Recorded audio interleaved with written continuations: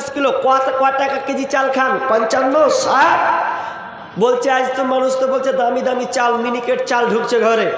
55 টাকা যদি হয় তবু এর দাম দাঁড়াবে 2090 টাকা মনে হচ্ছে।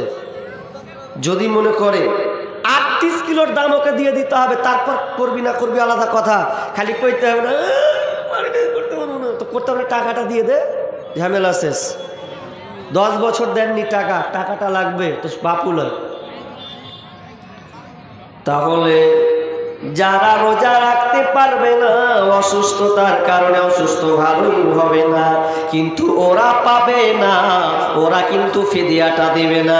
যদি মনে করে আমার একটা রোগ হয়েছে, রোগটা সারতে 6 মাস লাগবে, 8 মাস লাগবে, যদি একটা মেয়াদ থেকে যায়, একটা নিয়ম থাকে ভালো হবে পরে, তাহলে ওই রোগটাকে ওই রোজাটা পরে সে করে নেবে। ওটা ফিদিয়া আপনার কিনা ফিদিয়া দিতে হবে না, ওটা দান করতে হবে না, পরে ওকে কাজা করে নিতে হবে। অনেকে আবার দেখা যায় আমি পারবো না ভাই তুই লেখে রেখে দে, আমার বদলি চলবে না। যদি আপনি সুস্থ হন পরে, যদি আপনি দেখেন যে আমি রোজা রাখতে পারবো, মা বোন যদি দেখে রোজা রাখতে পারবো, তাহলে পরে তাকে রোজা রাখতে হবে। এতটুকুই ঝামেলাটা মিটিয়ে দিলাম। এরপরে চলেন, আল্লাহ বলছেন ইয়া আইয়ুহাল্লাযীনা আমানু কুতিবা আলাইকুমুস সিয়ামু কামা কুতিবা আলাল্লাযীনা মিন ক্বাবলিকুম লাআল্লাকুম তাত্তাকুন। আমার আল্লাহ বলেন, হে ঈমানদারেরা, যারা তোমরা ঈমান নিয়ে এসেছো, যারা আমাকে আল্লাহ বলে রব বলে বিশ্বাস করে নিয়েছ, তোমরা শোনো রে, তোমাদের উপরে রমজান মাসে রোজাকে আমি ফরজ করে দিলাম। যেমনটা তোমাদের উপরে নয়, পূর্ববর্তী যারা তাদের উপরে রমজান মাসে রোজা ফরজ ছিল। তোমরা মনে করেছো আল্লাহ মনে হয় আমাদেরকে রোজা ফরজ করেছে। না, তোমার পূর্ববর্তী যারা তোমার বাপ দাদারা ছিল, তোমার নবীর বংশ আউলিয়া যারা ছিল, তাদের উপরে রমজান মাসে রোজা ফরজ ছিল। রমজান মাসে রোজা আমাদের মতন না, একটু ভিন্ন ছিল। যদি আপনি ইতিহাস দেখতে যান, তাফসীর খুলতে যান, দাউদ আলাইহিস সালামের যুগে আপনার একদিন পর একদিন রাখতো, একদিন ছাত্র, তার মানে 12 মাস টানা একটা পর রোজা রাখতো, এটা ফরজ ছিল। কোন জায়গায় মুসার যুগে আপনারা আশুরাই মুহররম যেটা আমরা শুনেছিলাম, ওটা রোজা ফরজ ছিল। তাহলে এক একটা জায়গায় আপনার মারিয়াম, আপনাকে ঈসা আলাইহিস সালামের যুগে রোজা ফরজ ছিল। যখন মারিয়াম আলাইহিস সালাম যখন বাচ্চাকে নিয়ে যখন কোলে যাবে, মা আল্লাহ বলছেন, মারিয়াম রে, লোক যদি তোমাকে গর্জনা দেয়, ভৎসনা দেয়, বিরক্ত বোধ করে, তাহলে তুমি একটা কথাই বলবে যে আমি রোজা অবস্থায় আছি, অতএব কথা বলতে পারবো না। আগেকার লোকের রোজা ছিল খুব কঠিন গো, আমাদের তো সহজ। আগেকার কঠিন কেমন রোজা ছিল জানেন? ইফতারি করবে তো ইফতারি করলো, দিয়ে তারপরে রোজা রাখা শুরু করে দিলে, ফের আবার ইফতারির সময় ইফতারি করবে। তো ওদের জামানার নিয়ম ছিল, সাহাবিদের জামানায় পূর্বে, যে যখন ওরা রোজা রাখতো, তো একটা সাহাবি বলছে, এ বিবি রোজা ইফতার করব, খেতে দে। তো বিবি বলছে খাবার নাই জি, ইফতার করবে তো বসো, দেখি পাশের বাড়িতে 2টা পাওয়া যায় কিনা। তো 2টা পাওয়া যাবে, তা ঢুকতে গেল, যদি খাবার নিয়ে এলো তো স্বামী ফের ঘুমিয়ে গেছে। যদি ঘুমিয়ে যায় আর খেতে পাবে না, ইফতারের পরে যদি ঘুমিয়ে যায় তার খেতে পাবে না, আবার লম্বা টানে রোজা রাখতে হবে। মাথায় খারাপ। যদি চোখে ঢুলন চলে আসে, আর চাষি মানুষ, সাহাবি চাষি মানুষ, চাষ করে এসেছে, ঘুম চলে এসছে, তো বলছে এ বিবি কি করছি? বিবি বলছে, এই যে আমার স্বামী কি করলা, ছি, আর তো খেতে পাবে না, এত কষ্ট ছিল। আর আমাদের জন্য সহজ, আল্লাহ সুবহানাহু ওয়া তাআলা আমাদের জন্য সহজ করে দিলেন এই সিয়ামটাকে। কিন্তু এতে আর সহজ হবে না। পূর্বেকার যদি দেখেন কত কঠিন ছিল বন্ধুরে, আল্লাহ আমাদের জন্য সহজ করে দিয়েছেন।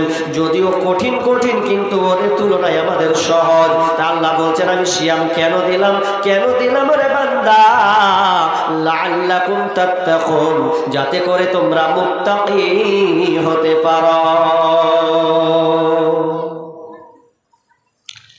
মুত্তাকি যেন হতে পারো, এই জন্য আল্লাহ সিয়ামটা দিলে। মুত্তাকি বানাবে গো আমাদের। তো মুত্তাকি যখন বানাবে তখন আমাদের কিছু আগে প্রস্তুতি নিয়ে নিতে হয়, কিন্তু আমরা প্রস্তুতি গ্রহণ করি না। রমজান মাস আসবে 3 কিলো গরুর মাংস দিয়ে শুরু করবো, কি আছে এটাই ভাবছেন? জি না, প্রস্তুতি নিতে হবে। এটা প্রস্তুতির ব্যাপারে বলতে গেলে পাক্কা 2 ঘন্টা লাগবে। ওদিকে যাব না, একটু টাচ দিয়ে আমি পালিয়ে যাবো যে বিষয়ের দিকে যাব। আর আল্লাহ যে কি প্রস্তুতি করেছে জানেন? সুবহানাল্লাহ। আল্লাহর প্রস্তুতি মাথা খারাপ হয়ে যাবে। যখনই রমজান মাস শুরু হয়ে যাবে আল্লাহ সুবহানাহু ওয়া তাআলা তখন কি করবেন?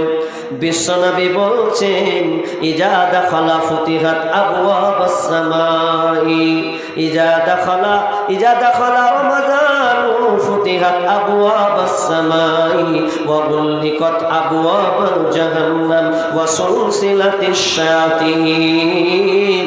যখন রমজান মাস আসে, যখন রমজান মাস আসে তখন আল্লাহ সুবহানাহু ওয়া তাআলা আপনার কিনা আসমানের দরজাগুলো খুলে দেয়। ফুতিহাত আবওয়াবাস সামা, রমজান আপনার আসমানের দরজাগুলোকে খুলে দেয়। ওয়া গুললিকাত আবওয়াবাল জাহান্নাম, এবং জাহান্নামের দরজাগুলোকে বন্ধ করে দেয়। ওয়া সুলসিলাতিশ শায়াতিন, এবং শয়তানকে জিনজির দিয়ে বেঁধে দেয়, যাতে করে আমার বান্দায় রমজান মাসে গুনাহ যেন তারা না করতে পারে, পাপ যেন করতে না পারে। এই জন্য শয়তানকে জিনজির দিয়ে বেঁধে দেয়। হাজি, শয়তানকে জিনজির দিয়ে বেঁধে দেয়। একটা কথা বলি, আপনারা ভালো করে শুনছেন তো? ভালো করে ধ্যান দেন, কি পেঁচ লাগা আছে। আল্লাহ বলছেন শয়তানকে আমি জিনজির দিয়ে বেঁধে দিত। মানুষ যে রমজান মাসে কোনাতে বসে চুরুক চুরুক করে যে বেরি টানে, রমজান মাসে টানে না? আল্লাহ কি বলছেন আর আমরা কি? দেখেন, ভালো করে বুঝেন। রমজান মাস আসলে আল্লাহ শয়তানকে জিনজির দিয়ে বেঁধে দেয়। কেন? যাতে মানুষ রমজান মাসে পাপাচার না করে। এরপরে তো অনেক দেখবেন এক কোনাতে বসে বোতল টানছেও, বিড়ি টানছে, দুপুরে ভাত খাচ্ছেও। তাহলে এটা কি করে সম্ভব? সম্ভব। মানুষের কিছু কাজ আছে অভ্যাসগত কাজ নাই, অভ্যাসগত কাজ নাই। অনেক মুসল্লি আছে যে 5 ওয়াক্তে নামাজ পড়ে, 5 ওয়াক্ত যখন নামাজ পড়লো, জোহর, আসর, মাগরিব, এশা, ফজর, তো ওই লোকটার একটা অভ্যাস আছে কি অনেক লোকের, যে ফজর হলেই আজান দিলেও কিভাবে উঠে যায়। মানে একটা অভ্যাস হয়ে গেছে ওর, যে 5টা বাজলেও আজান হবে, ওকে নাও যদি কেউ উঠায় তো দেখবেন ওই লোকটা উঠে যায়। কেন? তার প্রতিদিনের একটা রুটিন, অভ্যাস, এই অভ্যাস তাকে উঠিয়ে দেয়। তো ঠিক তেমনি মানুষ যে পাপ করে, গুনাহ করে, এই গুনাহটা তার অভ্যাসগত পাপ, এটা থেকে যায়।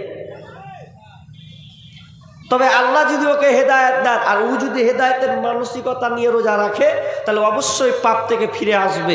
নচেত ওই অভ্যাসগত পাপ, কি বললাম, যারা পাপ করে তারা কি পাপ বলেন তো? অভ্যাসগত পাপ। এরপরে আল্লাহ বলছেন মিনাল জিন্নাতি ওয়ান নাস, কিছু মানুষ আছে বদমাস জিন এবং বদমাস মানুষ। আমি আর লম্বা করছি না।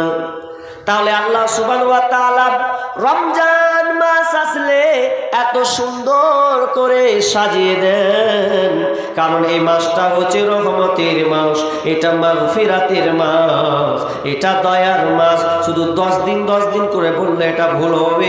পুরো মাসটাই হচ্ছে রহমতের মাস, পুরো মাসটাই হচ্ছে মাগফিরাতের মাস, পুরো মাসটাই হচ্ছে আপনার কি নাম, বরকতের মাস। তাহলে এই মাসটা এত গুরুত্বপূর্ণ, এই জন্য আল্লাহ প্রস্তুতি নেয়।